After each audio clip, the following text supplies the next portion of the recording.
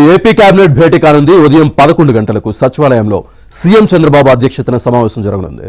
10వ state investment promotion board ఆమోదం తెలిపిన 53,922 కోట్ల రూపాయల మేర పెట్టుబడులకు సంబంధించిన పలు ప్రాజెక్టుల కేబినెట్ ఆమోదం తెలుపనుంది.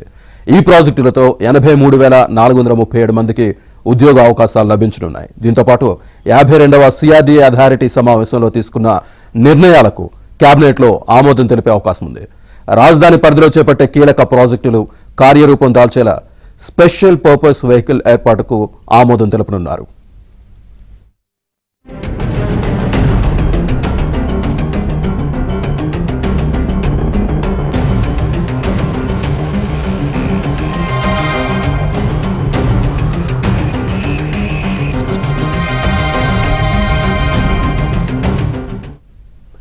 అమరావతిలో ప్రభుత్వ భవనాల సముదాయం కోసం అవసరమైన మౌలిక సదుపాయాల కల్పనకు సంబంధించిన పనులు త్వరలో ప్రారంభం కానున్నాయి.